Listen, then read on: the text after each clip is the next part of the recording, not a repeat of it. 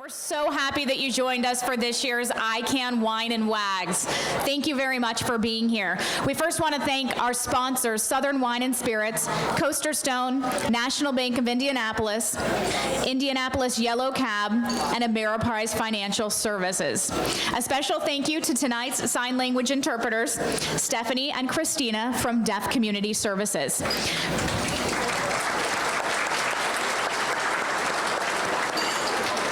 We would also like to thank members of the Wine and Wags Committee, tonight's ICAN furlough volunteers managing the dogs that you see, Willows on Westfield, and this evening's Wine and Wags table hosts. We'd also like to thank Liz Kay, Ed Stewart, and Jessica Welch.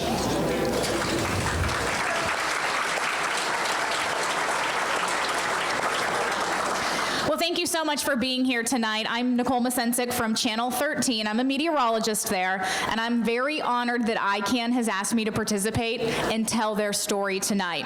I've gotten to see ICAN literally grow over the past year, and the reason for that is my friend Miss Maisie. I think a lot of people are like, where's Maisie? I wish she lived at Channel 13, but she doesn't. It would be wonderful if we had her with us all of the time. Maisie's making her way on stage right now. She's just one of the dogs here tonight that has shared her journey with WTHR this year. I can't put into words the difference ICAN makes, but tonight you will see and hear the life-changing impact this organization has on both the dog trainers, the clients paired with these amazing animals, and their families. Tonight's theme is Hope from the Spirit of the Dog. Tonight you will hear stories from just a few amazing people who have received hope through an ICAN dog.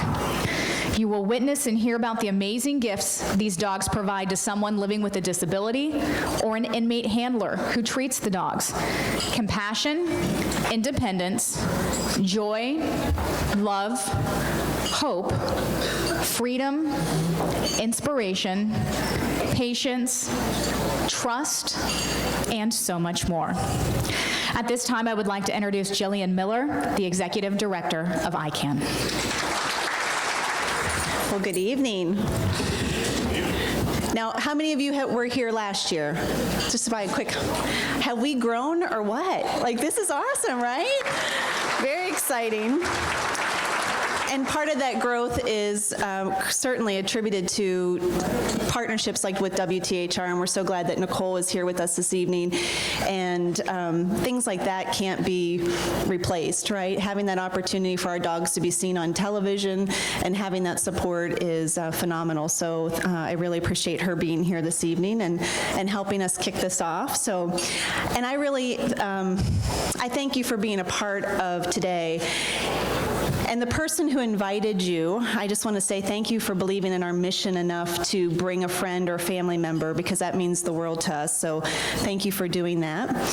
And if you've ever planned a special event, a kid's birthday party, a family reunion, a wedding, even if you're having friends over for Colt Sunday, you know there's a lot of logistics that takes place before you actually get that event kicked off, and this is no different.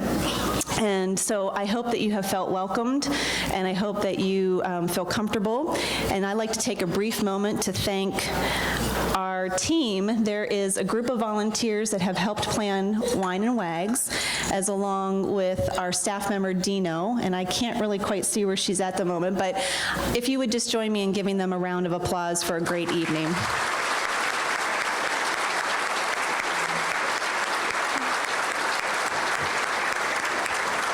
They have worked very, very hard. So tonight actually started about a year ago in this very room when we raised a little over $120,000 to support the mission of ICAN.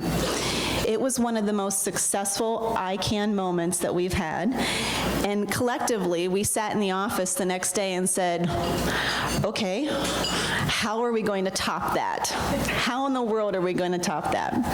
Well, tonight, I hope we top it. I hope we can make that happen. We have stories that will inspire, stories that will intrigue and move you. We hope to articulate the living spirit of a dog, the way he provides unconditional love, steadfast loyalty, and unleashed freedom. These attributes, when held with love, produce great joy. One joyful opportunity that we have for you tonight is our 2016 calendar. This is fresh off the press. It literally just came off earlier this week. And when our team first met to spearhead this project, we started by pulling together tons of pictures from our archives. I think we looked through 1,000 pictures very easily. But we knew that we wanted to capture the dog's spirit as they work, as they play, and as they love the people that they share time with. But what I didn't expect as we were looking through this mirage of photos is that each story was represented with the picture. There was a time when Harmony went up to those children in the park. There was a picture that was captured when Maisie walked onto the set of WTHR for the very first time. There was a picture that was taken the day that Scott, our client, spoke his first words in 2 years. The calendar, for me, became a pebble. You know, the one that you kind of drop into the pond, and the ripple effects takes place. Each dog has its own story. His impact on the world is great.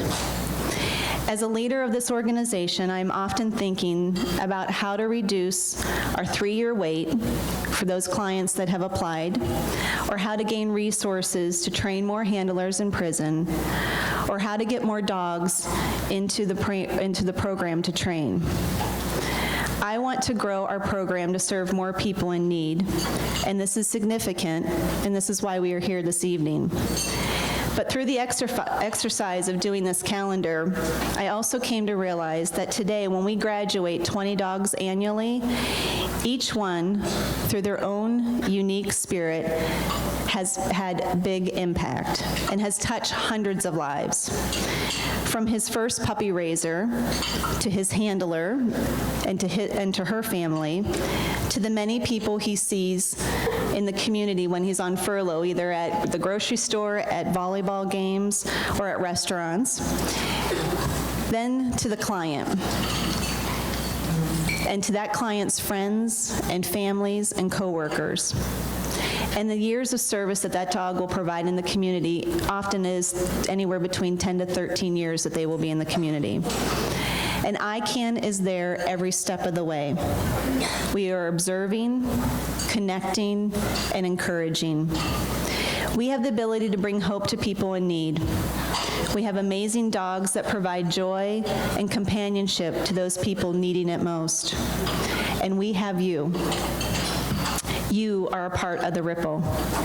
So tonight, my hope is that you will be captured by these amazing stories and see how the spirit of the dog emboldens us all.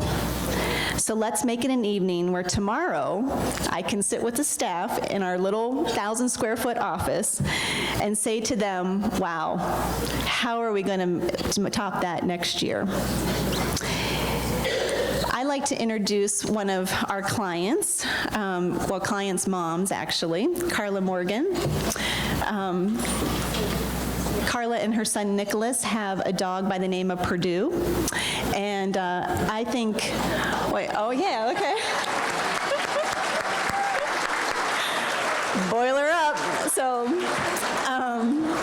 when we first met Carla, I was actually on the job for about maybe a week when her family came in and they were applying for a service dog. And in that moment, I thought, oh my goodness, this woman is a rock star. She has kids at home, she's got all together, and I think you'll really be touched by her story and Nicholas's story. So again, thank you for being here this evening, and Carla, I'll welcome you up to the stage. Hello, thank you. Before I begin this evening, Nicholas asked me to tell you something and ask you something.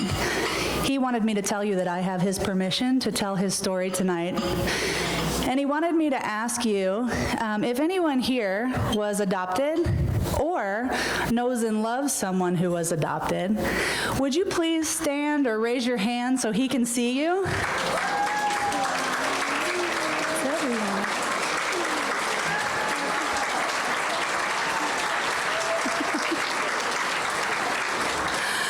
Thank you. That's just a wonderful visual of community. So this is our fabulous and sassy son, Nicholas. He is 8.5 years old and was adopted from Russia 7 years ago. Prior to his adoption, he lived in an orphanage in Siberia, where he experienced exclusively understimulated, neglectful institutional care. When he came home at 18 months of age, he fit pretty comfortably in 6-month size clothing. The side of his head was fairly flat as a result of spending too much time lying in a crib as an infant. And he had such a severe case of rickets as a result of malnutrition and lack of access to daylight that his little knobby knees knocked together when he walked. These physical manifestations of the neglect Nicholas endured during those most vulnerable months of his life were all remedied with human contact, vitamin D, and a lot of groceries. As you can see, he's growing well and is a very strong, healthy boy. But this, they're happy for you. But the scars that Nick was left with as a result of the neglect he experienced weren't all physical. In fact, some of them aren't even visible really outside of an intimate relationship with him. And given he's only 8 years old, his intimate relationships center around the 6 members of his immediate family: myself, his dad, his 3 younger siblings, and now his service dog, Purdue, who has been rocking our world in the most amazing ways since June of this year. When we're asked why Nick has a service dog, we certainly understand the confusion. I think for the most part, people still assume that dogs are prepared to aid with more visible and physical needs, and that's not what we're dealing with. The question really has 2 layers of curiosity. The first one is, what is Nick's specific need? And Nicholas has been diagnosed with fetal alcohol syndrome, reactive attachment disorder, and post-traumatic stress disorder. These diagnoses manifest in a variety of ways for a variety of people, but the biggest issues that we face at home center around relational connectedness and trust. Nick's infant brain wired up to survive neglect, so family living has been awkward, uncomfortable, and vulnerable. He's more comfortable keeping relationships at a distance than he is leaning into them and really experiencing emotional connectedness. Though he longs for that, practicing it can feel pretty terrifying. The second curiosity is then, how can a dog help? And dogs offer such a wonderful opportunity for unconditional, raw connectedness. They present themselves in relationships with this wonderful dichotomy between perpetual dependent and old soul, soliciting care behaviors required for their survival while also offering us the wisdom of pure relational forgiveness and vulnerability that we cannot always access or even offer in our human relationships. So our hope from the start would be that a service dog could offer Nicholas a safe platform on which to practice relationships, and we are already witnessing that in such incredible ways. The first day Nicholas and Purdue spent together was quite remarkable to witness. They seemed to know each other instantly and effortlessly. And since then, Purdue continues to guide their relationship quite aptly. He's a patient dog with wonderful boundaries. He exudes love, senses people's pain, is tremendously low maintenance, and has a wonderful work ethic. Purdue meets a number of Nicholas's needs in our home, including offering relational feedback, practicing eye contact, celebrating Nicholas's successes, offering him sensory input, interrupting tantrums, and helping to regulate his emotions when Nick's having trouble expressing himself. But primarily, we experience Purdue as a comfort dog, placed in our home to help facilitate Nick's healing process. And we hope to offer him access to an intimate relationship that shows him firsthand that relationships, though complicated and sometimes tough, are worth the effort and worth the risk. Nicholas adores Purdue. He's proud of him and he loves him deeply. But such intense feelings are always coupled with a powerful experience of vulnerability. And our ability to truly experience love also requires us to simultaneously trust ourselves to navigate pain. And that's a tall order for a young kiddo with an abandonment and neglect history. So Purdue's presence in Nick's heart has also been challenging and painfully triggering. Nick's love for Purdue is real, but his expression of that love, his consistency in the relationship, and his comfort with the intimacy are all works in progress. This attachment in the making has been really quite powerful for Matt and me to witness. It's helped us to see and really absorb that Nicholas's love for us is also quite real, even though his expression is sometimes inconsistent, uncomfortable, or lacking intimacy. A couple of weeks ago, after a particularly challenging evening, Nicholas hugged me and said, "I love you, Mom. I really do. Even when I'm being mean, I still love you." And it's nice to both hear it and believe it. Along the way, we've enjoyed Nicholas's evolving commentary regarding his experience of Purdue. We've heard him say, "Purdue is so sweet, he's so soft. Purdue makes me feel more loving. Mom, look, Purdue is trusting me. Oh my gosh, every time I look in his eyes, I just love him so much. I feel so happy when Purdue wants to be with me. Look, Purdue's ears are up and his tail is wagging. He's telling me he's happy. Mom, Purdue is the best service dog I could ever have. He makes me smile and giggle and laugh. I love Purdue, and Purdue loves me." It took a couple of months, but at this point, Nicholas regularly tells Purdue that he loves him, and he loves his sweet face. These comments communicate such wonderful evidence of Nicholas's growing comfort in his relationship with Purdue. And though he's been in a rough spot lately, we continue to have big hope for ongoing healing and progress. ICAN handlers have a mantra that slow is fast, and growth in these relational and mental health arenas can feel like a painfully slow journey at times. But Nicholas is still very young. Processing the depths of our struggles and the painful impacts of our histories is difficult even for grown-ups. Our goal as his parents has always been to afford him developmental opportunities to process along the way, to show him through our words and actions that all of his thoughts, feelings, and experiences are welcome in our home and in our relationships with him. Purdue has become a really fantastic teammate in parenting our son this way. He's inspired a level of love and intimacy that Nicholas has not yet been able to attain with us. He's affording Nicholas a safe and gentle arena in which to practice these relational skills. He's honest, but kind, and has given Nick some difficult feedback along the way, letting him know through his behavior or his distance that he's not feeling safe or trusting Nick. And Nicholas has begun to experience this feedback as information, lowering his defenses a bit and considering his impact on others, even when unintentional.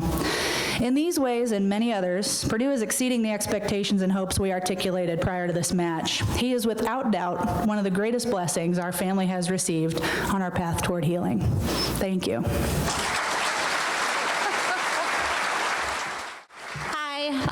I just want to thank everybody for coming here tonight. It's so awesome. Every time I'm asked to come speak at one of these, the crowd gets bigger and bigger, and I just think that's a big reflection on the work that ICAN continues to do and people just trying to work harder and harder.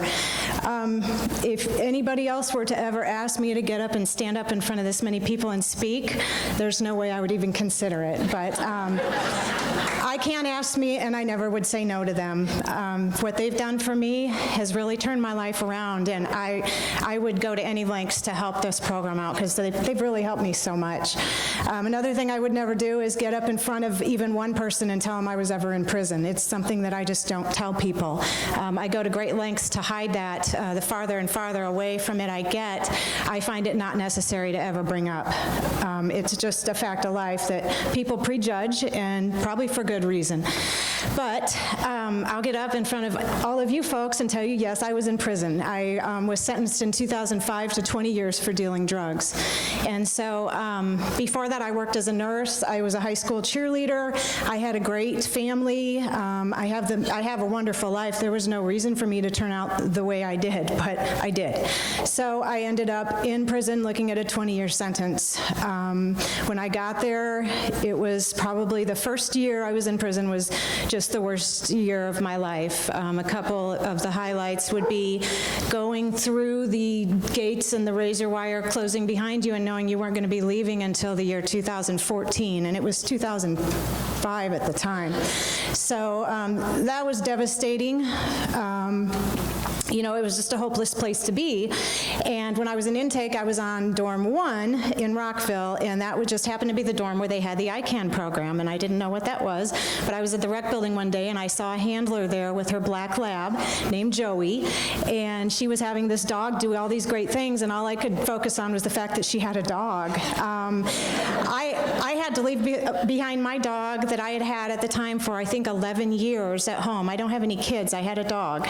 And as irresponsible as the owner that I was at the time, I loved that dog with all my heart. And I said goodbye to her that day that I went to get sentenced, knowing I'd never see her again. And I didn't. She went with my parents, and they took great care of her last years of life, but I never did get to see her again. So I went to prison, and it was miserable, and everybody in prison was miserable, and I don't think you can understand unless you're really there for the holidays just how miserable people are. But imagine a bunch of women being torn away from their children and their families, and all they have is each other to look at, and it's miserable. But misery aside, there was a dog program there, and that's all I saw. I saw this dog, and I had to be in this program, and they said, you have to be in prison, around a year before you can get in. You can't get in any trouble, and trouble was everywhere. It was hard not to get into trouble in prison. You got in trouble for sharing your Kool-Aid with your neighbor, you know, I mean, it was crazy. But I had my focus, and it was to get into the dog program. I went through an interview, and my time came up, and they accepted me.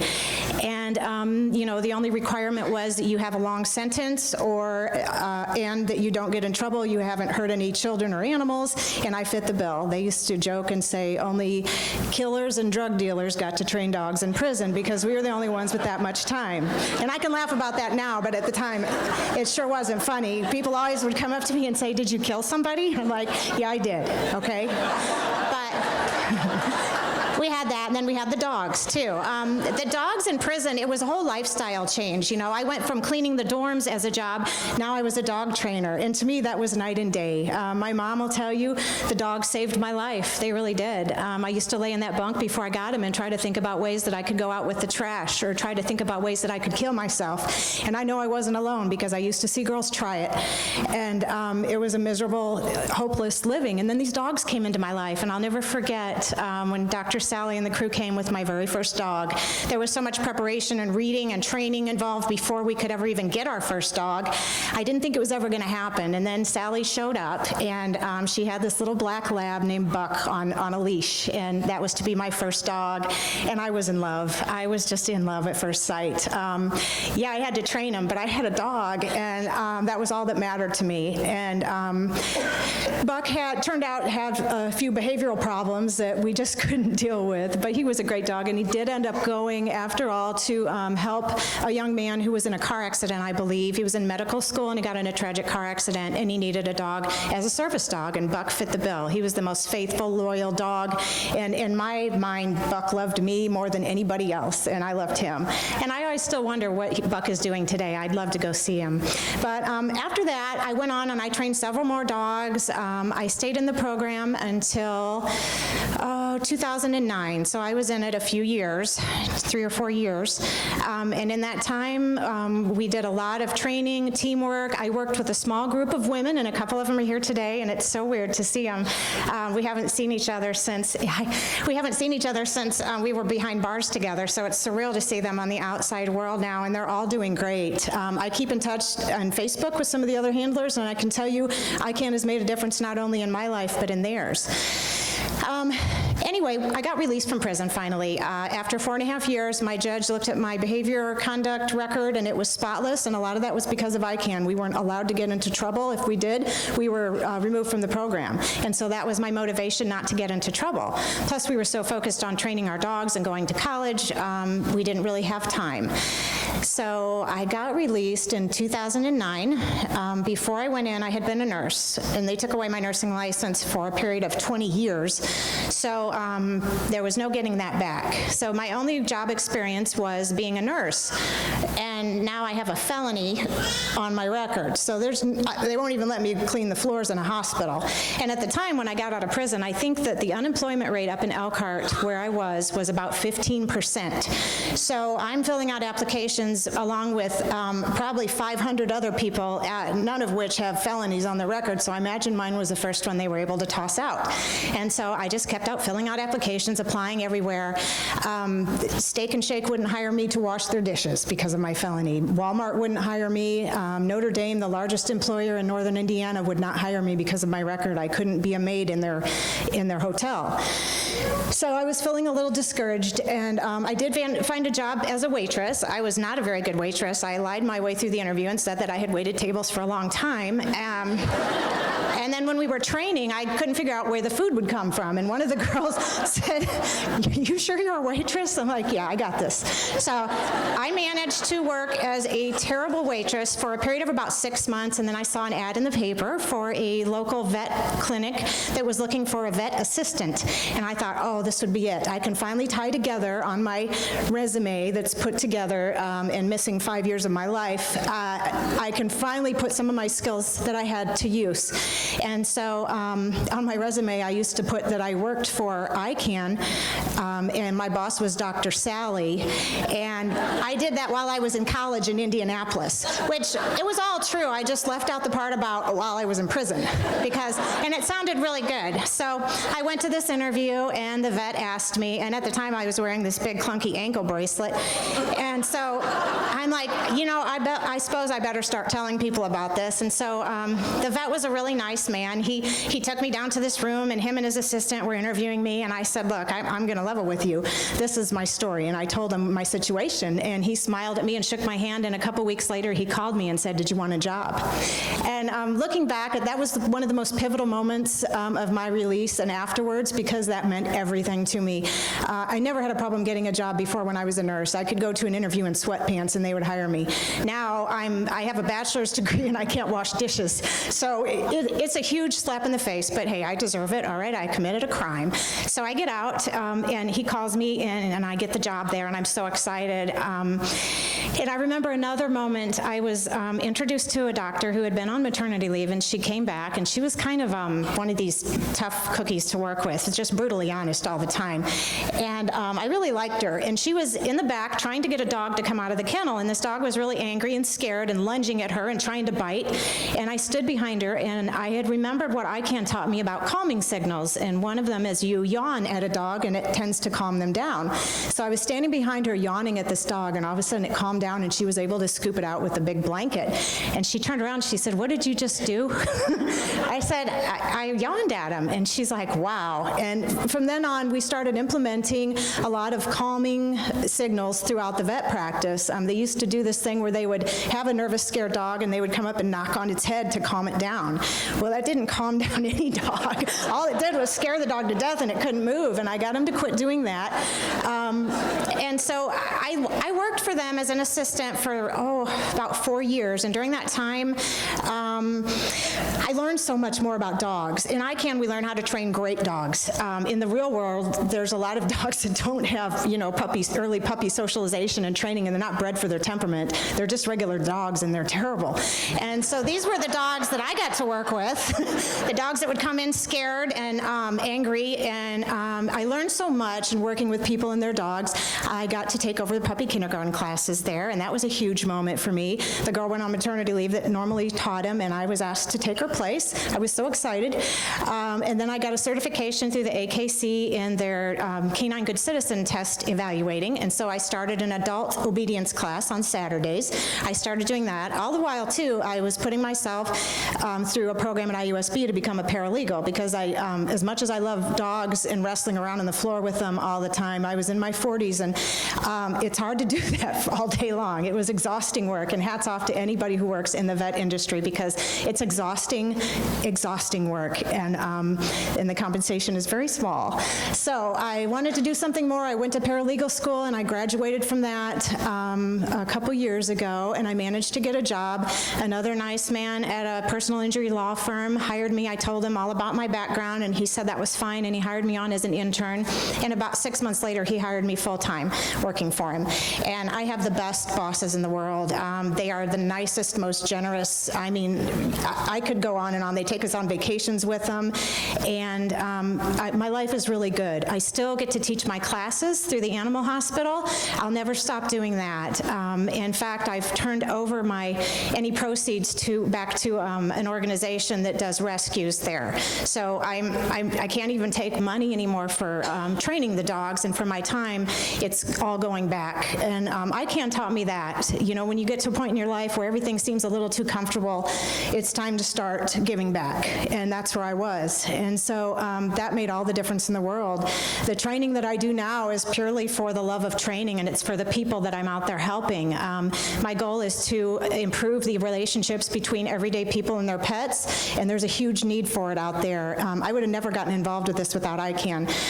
All of the little slogans that you hear, a good dog is a tired dog, slow is fast, those stuck with me like glue, and I still tell them to my classes today. And and I met a great man too, and I got married, and let's see, he loves all my dogs. I have 3 dogs and a cat now, all rescued, and they're just spoiled rotten, and I couldn't ask for a better life. That's why anytime ICAN calls and asks me to speak, I come down and I talk too much, so I'm done. Thank you. Good evening. My name is Ann Stevenson, and I have been privileged to have an ICAN service dog since 2006. This sugar-faced baby right here, that's Tulsa, and we've been a team for 9 years. A little over a year ago, I noticed that Tulsa was getting extremely tired after a full day of work. And I want the best for her because she has always given her best for me.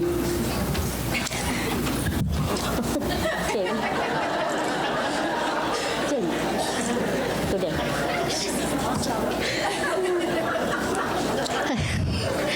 Leave it to the dog to steal the show. So anyway, I informed ICAN that I thought it was time to consider a successor dog so that Tulsa could retire. Successor dogs in the program get priority placement. So in June, I was paired with this beautiful, even though you can't see her face, this beautiful successor dog, Jamie, and another great partnership began.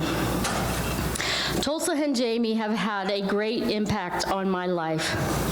When I was in my 30s, I was diagnosed with a genetic progressive neuromuscular disorder.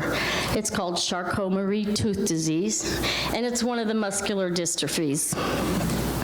The disease causes nerves and muscles to die, leading to weakness and disability. Now, of course, when you learn that you have a diagnosis such as that, it's pretty disconcerting. You wonder what your life will be like as the disease progresses. You wonder how you will survive and how in the heck you will successfully navigate the world. Ernest Hemingway wrote in his great work, A Farewell to Arms, "The world breaks everyone, but afterwards some are stronger at the broken places." I fiercely believe that one of the ways I am stronger at the broken places today is because I've had the opportunity to be partnered with my ICAN service dogs, Tulsa and Jamie. They assist me with balance, they brace to help me up curbs and steps, and they help me get up when I fall. They retrieve objects for me, they open and close doors, and of course they bring smiles to my face each and every day with their golden antics. Another great benefit to working with my ICAN dogs is that they mitigate the isolation that living with a disability often brings. Sadly, my experience has included times when others ignore me, speak over me. I'll be out with my friend Marty, and a waitress will say, "Would your friend like a menu?" instead of asking me. The best one was one time we went to Olive Garden, and the waitress said, "Would your friend like a Braille menu?" So they gave me the Braille menu, and I was, being a redhead, I was in a mood. So I was pretending like I was reading the menu.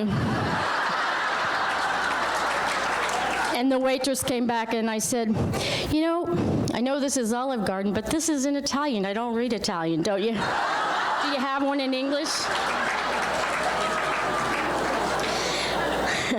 But that does happen when you have a disability. People just ignore you or talk over you or are very uncomfortable speaking with you. But that all changes when you have an ICAN service dog. Everybody wants to talk to you. They want to tell you about their great aunt's uncle, twice removed, who had a dog just like that, only it was black. And for the most part, I enjoy those interactions, although sometimes it can be challenging when I just want to get my shopping done. But I would be remiss if I did not mention another added benefit that my ICAN dogs bring to my life, and that has to do with my work as a mental health therapist. The dogs are absolutely amazing co-therapists. They have comforted and calmed depressed and suicidal people. They have calmed anxious people. And in fact, many times I feel that my clients would rather speak to the dog than speak to me. In closing, as supporters and potential supporters of ICAN, I want to give you my heartfelt thanks. As you consider what level of support your support is going to be for this program, I would like to remind you of why having resources is necessary to train additional dogs, and why your support is so vital. First, I'm not sure if you know, but it costs $26,000 to train one of these dogs. Second, as you've already heard tonight, the wait period to get a dog is 1 to 3 years. And thirdly, the first dogs that ICAN placed are now retiring, like Tulsa, or even passing away. And so they need to replace those dogs. And replacing the successor dogs is a priority. So finally, I would just like to thank you for listening and ask you to please consider supporting this very worthy cause generously. Thank you. As you've heard, these dogs not only change the lives of the clients, but also the handlers who train them. Richard Simmons is currently training an up-and-coming service dog, and his parents are joining us this evening. Please welcome Rick and Teresa Simmons.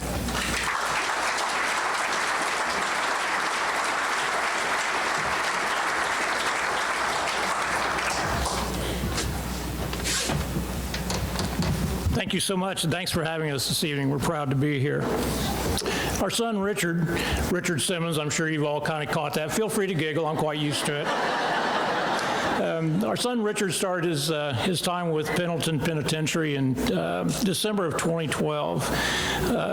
He's always been a very active, very outgoing young man. He was very depressed, very lonely, and had developed a pretty low self-esteem pretty quickly. When he started his time, he spent a pretty good time going through the process before he even got to Pendleton, so he was in the process for a pretty good little while. Our family's always been pretty strong in our belief in God. Richard took to the Bible and did a lot of reading, a lot of prayer, and a lot of reflection on what he read. He kept praying for direction. He wanted more direction in his life. Sure enough, come April of 2013, that direction came in the way of a flyer. It was a flyer for ICAN. My son and our family have always been dog lovers, animal lovers forever. My son very deeply loves and loves to raise animals, dogs specifically. So here was his sign. Hit him pretty good. He applied, got accepted into the program, not immediately. His interviewer was a little questionable as to his strength and his resolve, but they decided to make him stand up to his words and gave him a chance to do his thing with ICAN.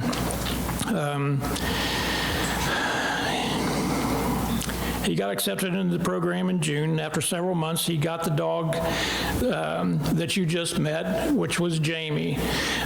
Jamie was a very loving little pup that the program really didn't feel had a lot of potential, but they wanted to give Eric a challenge. Richard, as he's referred to, a challenge. He got that challenge. He accepted it very strongly, and lo and behold, he put out a wonderful dog. They stumbled here and there, but made it through. Jamie turned out to be the perfect service dog, as Ann will attest. Richard was changed forever. His whole attitude towards the correctional system and what his life was about has been changed forever due to ICAN. ICAN was the huge changer in his life. He's learned patience, love, pride, and self-esteem, and to love the dogs and have a large amount of pride for himself in what he does. He, in the meantime, he trained another dog by the name of Hattie. A little while after that came along a batch of puppies from Jamie. Jamie put out a nice little batch of pups, and one of them is named Wren. Wren is a namesake dog for the Officer Perry Wren that was a IMPD officer that was killed in the line of duty.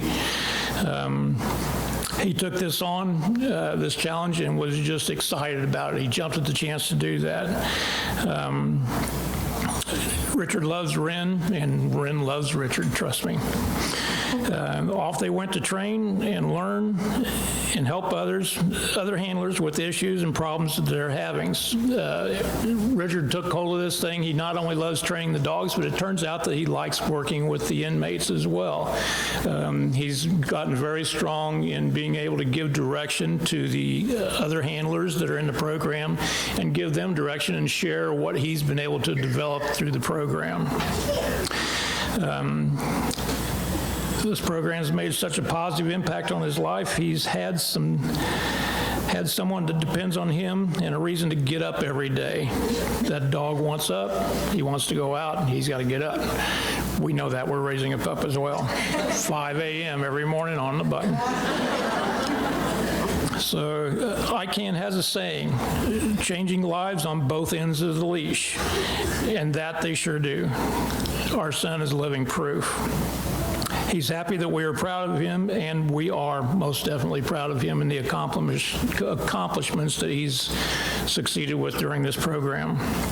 ICAN has made a tremendous impact on the inmates' lives, and the inmates make an impact with the training they provide for these smart and wonderful service dogs.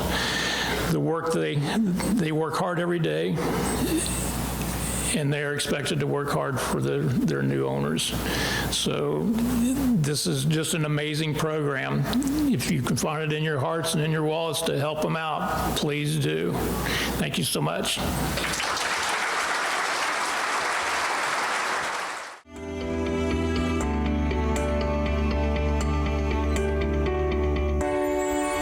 My name is Richard Eric Simmons. I'm 31 years old. I've been at Pendleton here since December 2012, and late 2011, I was given 132 years. I have roughly 61 years to serve of that sentence still. I've been a handler since June of 2013. I was part of the first, I think it was 13, and then whenever they brought us on in, we were automatically put into handlers. There wasn't any alternates or anything of that nature. We were literally the first of the program. The dog I'm training now, his name is Wren. What made me interested in the dogs, or in the ICAN program, I wanted to be a part of something. I didn't want to be in this program or in this facility and just be mediocre. I didn't want to just mull through my existence anymore. Whenever I had this chance, I wanted to make something of myself. I wanted my parents to be proud of me, as well as make a name for myself in a positive light. Well, the way Wren is he's so much like his mother as in aspects of training and behaviors, and but his love for people is in a world by himself. He is this off in his own league. he just cannot stand next to me or anything of that nature whenever he sees it, especially women, outside women in regular clothes. Judy actually came in one time and he was just beside himself. I've never ever seen him act that way besides with me, and it just brought a smile to my face. But at times he's so reserved because he understands what I need him to do. And that's where his mother's traits come in, because when it's time to work, he absolutely understands that. He's so fun because he's such a large dog. He's 71 pounds now, but he can play with a 20-pound puppy. And there's no yelps or crying or anything besides him, because that's his way. Once again, he's on his back. That's his best time. And just being able to see him, see how reserved he is, and to see how respectful he is to other dogs, and to my feelings as well as my feelings to him.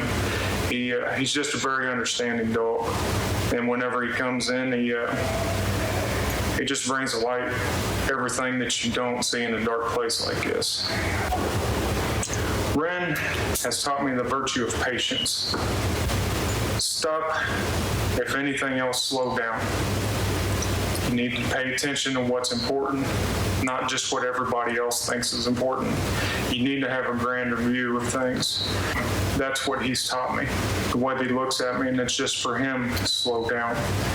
So, once again, those big brown eyes, they'll capture you.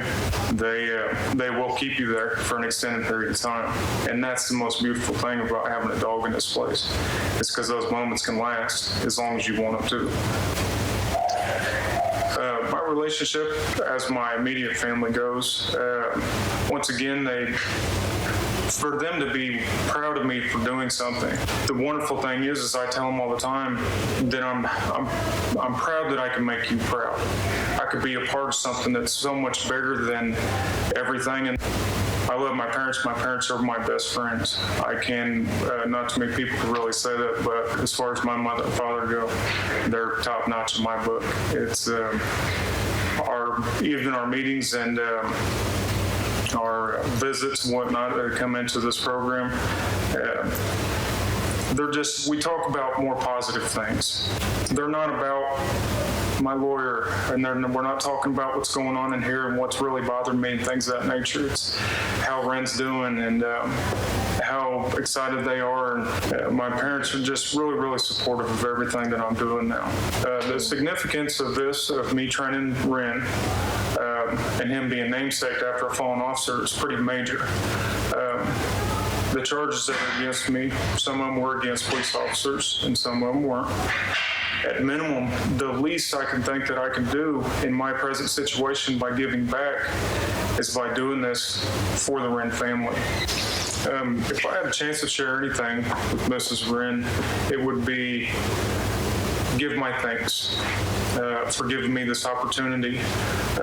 The namesaking of this dog has obviously opened a door for me to give me a chance to train another one, as well as giving one back. The bigger picture of this whole thing is making sure somebody gets their life back or is given a new chance on life. The opportunities that she's given me and what she's given back to everybody else is it's bigger than what everything might look like. I've seen her on the news doing charities and amongst other things, and to be able to carry on in the situation, what's presented, what she has been presented with, it takes a very big person. It takes a lot of courage to do what she does, and I would just commend her on that instead of just shutting down, to rise above everything and make it a positive thing. I hope to someday be a bigger part of life. I want to be a bigger part of it. I want to make people proud. I want to be part of something that I can wake up and enjoy every morning. Instead of having to look over my shoulder, I can look forward and then expect things to come as such. And what Wren's brought to light in my life is we're all bigger than thoughts and perspectives and the way we judge other people. I just wanted to make sure that if anything that I can do in my life is leave a legacy of something of this nature and give back to somebody that's given everything.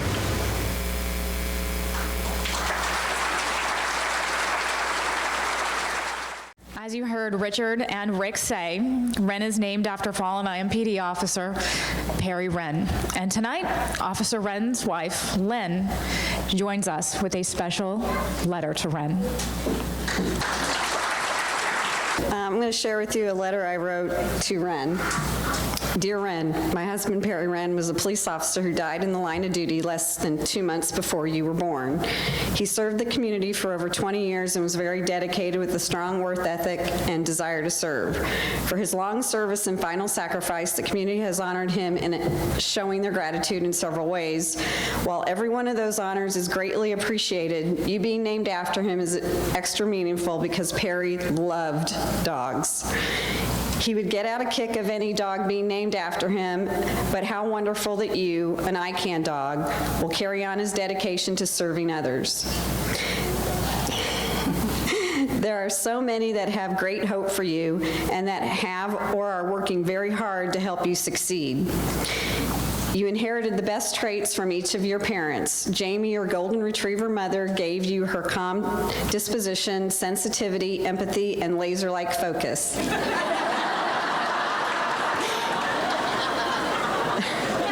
Forrest, your Labrador retriever father, gave you his work ethic, adaptability, honesty, and handsome looks.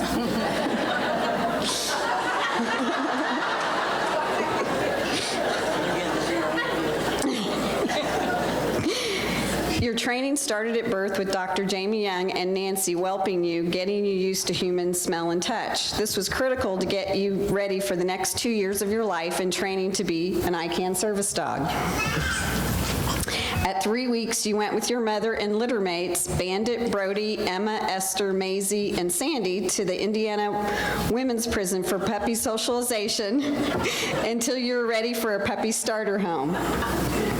As a furlough volunteer for ICAN, Judy took you into her home and began your puppy training. Judy and you made such a great progress that you started at 10 weeks old, practicing being a service dog by visiting students in a special needs class at Zionsville High School, patients being treated for drug and alcohol addiction at Fairbanks Hospital, and patients at nursing homes and people seeking shelter at the Julian Center. You are natural at healing and bringing joy to people.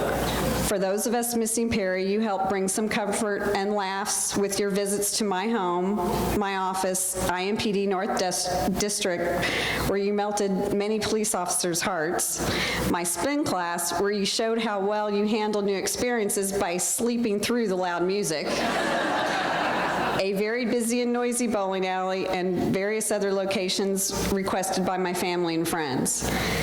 I was lucky to be paired with you and Judy for Puppy Love Valentine deliveries. You did an outstanding job of delivering your love and being an ambassador for ICAN by wowing everyone you met with your excellent behavior and skills at just 6 months old. For most of this year, you have been at Pendleton Correctional Facility, where Richard is doing a fantastic job of continuing your training. The progress the two of you have made has been amazing. You already know all your level 1 and 2 cues, and that's almost 40 cues. You are so lucky to have Judy and Beth work with you during your furloughs to reinforce what Richard has taught you. You get to practice your new skills in new environments while others get to benefit from you too. Beth took you to work with her at the Community Rehabilitation Hospital, where you help patients get through the hardest time in their lives by encouraging them as they endure intensive physical therapy.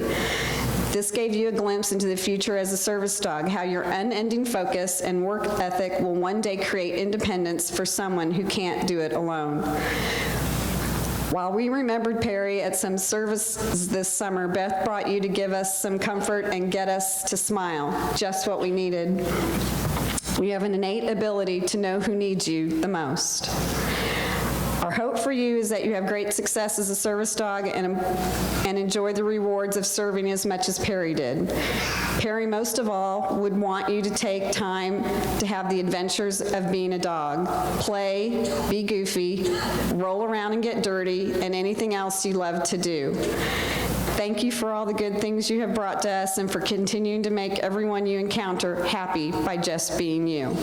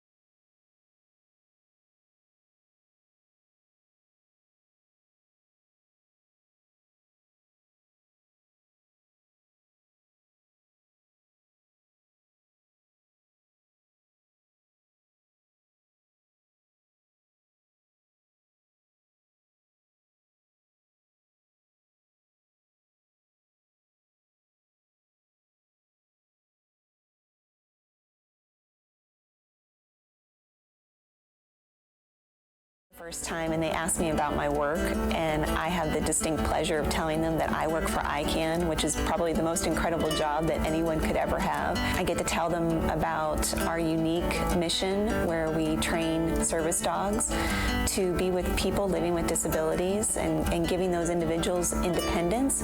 But then the unique thing is we train them in facilities throughout Indiana that for incarcerated individuals, and that people usually take a step back when they hear that, and I love that shock value on their face. But what a great opportunity to share about two individuals needing hope, and they get it through the conduit of a dog. Define hope. Hope is that light, just a glimmer of a light, whether it's down a long tunnel or right in front of me.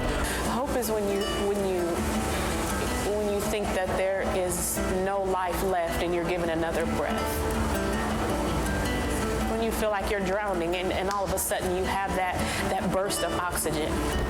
Joy. That's what I think when I hear the word hope. Joy. It's to give somebody a peace of mind as well. You know, you give somebody peace of mind and let them be able to think, you know, clearly. You give them some hope that maybe they can do something other than what they're doing at that moment.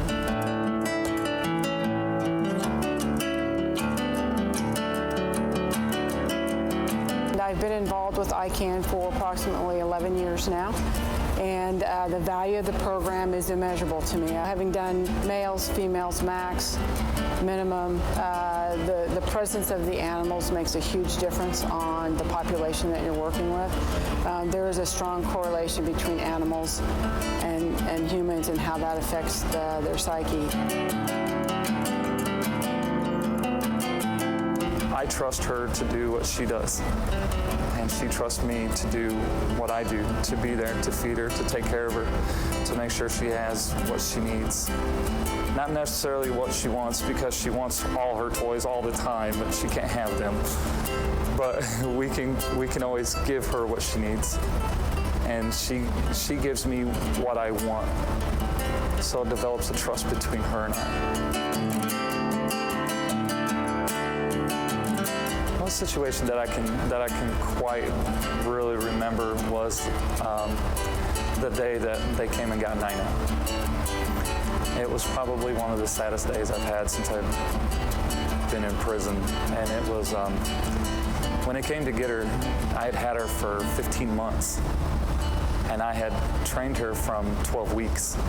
So I became very much attached to her. And I fell in love with her quite a bit. And when it came to take her, I didn't want to let her go. I didn't. And I held on to her, and I held on to her, and I held on to her, and I held on to her. And I waited to the very last minute, you know, and they were like, well, we have to take the dog down. I was like, well, I don't want you to, you know. And it was really, really hard and very, very sad and very depressing that these dogs are meant for somebody else. They're used to help our clients, you know, and it's actually opened my eyes to, you know, the more and more dogs that I train, the more and more clients that I'm helping. I was introduced to ICAN at Branchville Correctional Facility when I was an offender there, and I was actually hired to be an ICAN handler as an offender. And when I was released, I stayed in contact with Dr. Sally Irvin, and here we are today. I'm Director of Training. I can relate in a lot of ways to what they go through each day, the obstacles they have as ICAN handlers, having a dog in the facility, but not being any better than anybody else. It helps the handlers see that ICAN, as part of their mission statement, to help the individual, the at-risk individual, the offender, become a better person, that it truly is part of their mission statement and that it can work if they put their mind to it. ICAN provides the tools. It's whether you want to use them or not, and I think I can be an example of that.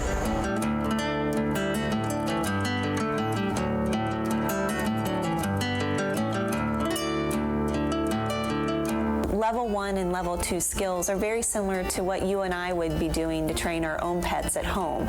You know, the basic obedience, sitting and staying, not eating food off the floor, those kinds of things, just good manners. Level 3 and 4 apply to the specific needs of the client that we've identified for that particular service dog. So they may need help with pulling clothes out of a dryer, opening a door, being able to tug socks off of feet. So this is where we're beginning to really hone in the dog's skills to meet the needs of the client so that they can become more independent in everyday living.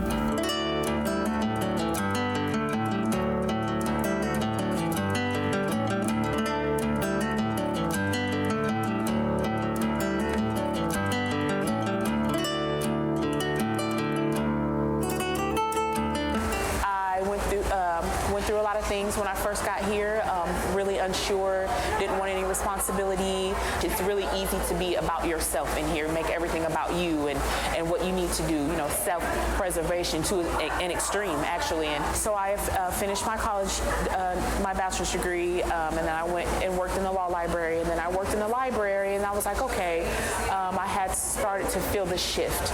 I had started to feel like, okay, I can do more, I can be more, I can give back, I can be responsible, I can work on being selfless, I can do those things. And so I was finally like, okay, I'm ready. I went through the interview process and I was hired as a sitter, and I went to a handler and I got Melody.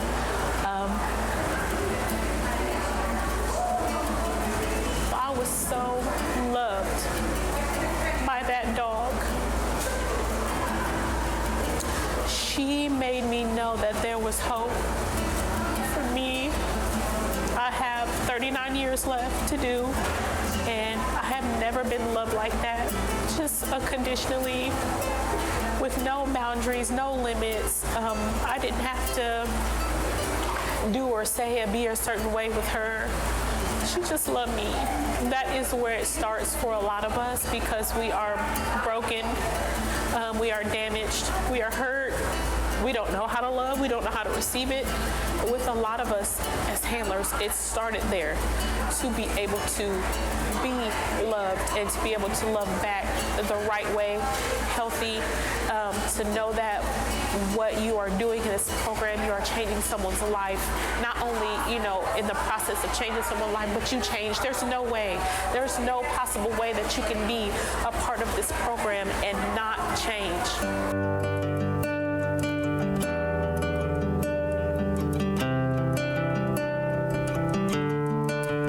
One of my favorite moments was last summer when Olivia, a little girl who is living with cerebral palsy, came into our world, and she daily she needs to use a walker to be able to navigate from place to place. And we partnered her with Allie, this beautiful yellow Labrador who is as sweet and gentle as can be.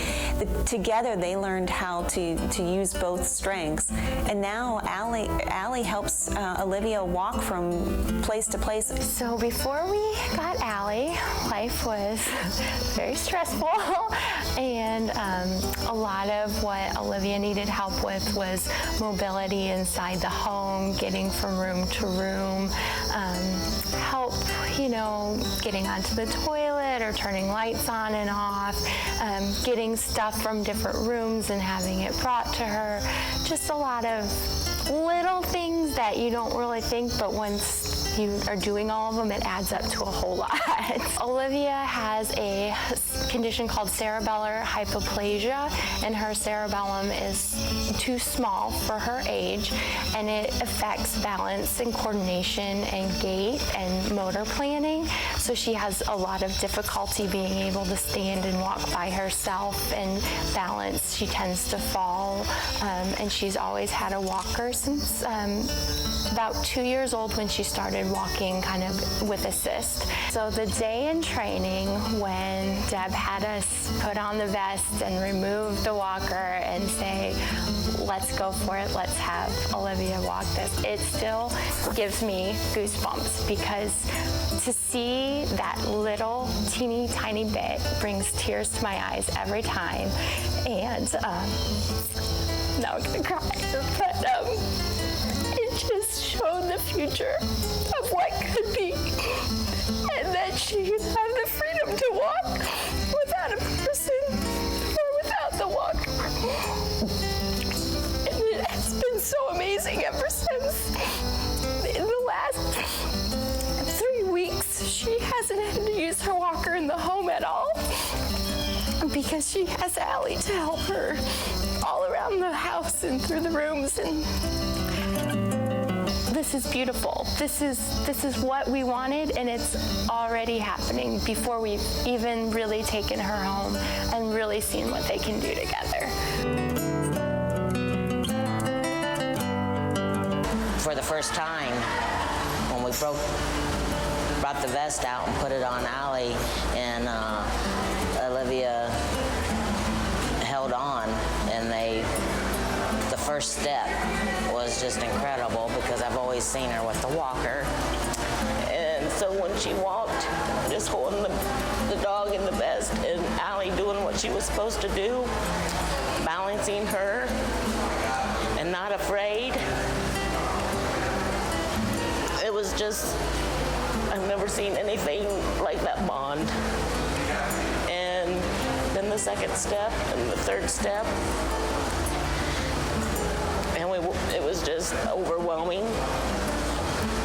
And Olivia's smile, it's just like, wow, look what I can do, what I am doing. You know, she can't do that by herself, but now with Allie, she can. My job was done. That's what I wanted her to do, and she was able to do it. You know, with being my first time seeing a dog that I trained to do that, it made me feel like, yes, I can do what you put in, you can get out.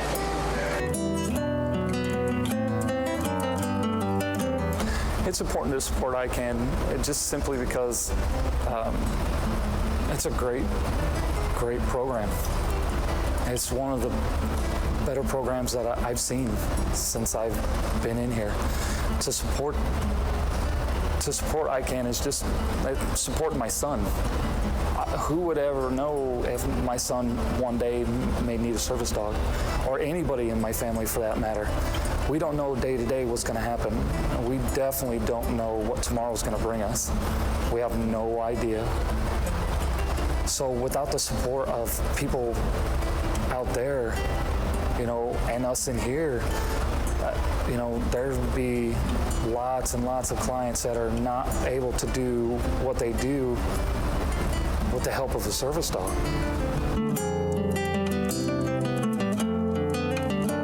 Since 2002, ICAN has been making partnerships happen like the one with Olivia and Allie, and we've been able to do that through the generosity of individuals and private foundations giving us financial support. However, today we are facing a 3-year wait list, and frankly, that is just way too long. So I'm coming to you to ask for your support to help us train more dogs, to be able to bring more hope to individuals living with disabilities in Indiana. And to do it today, I really do believe hope changes everything.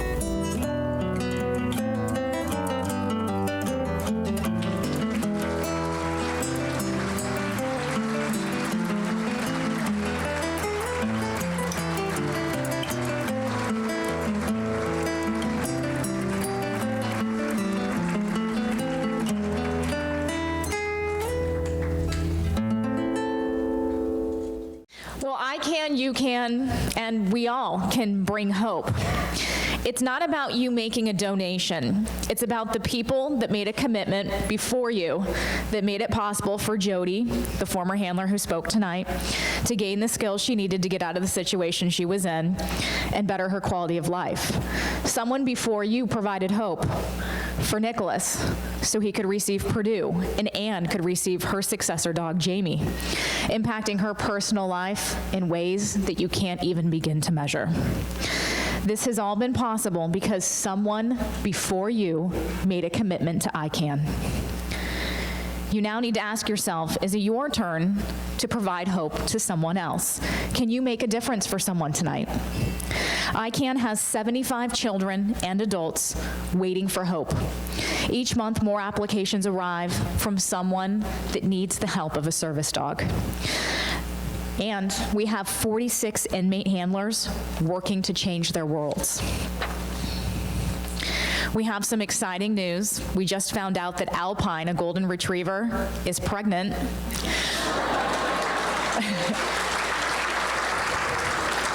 And get this, she's due November 6th.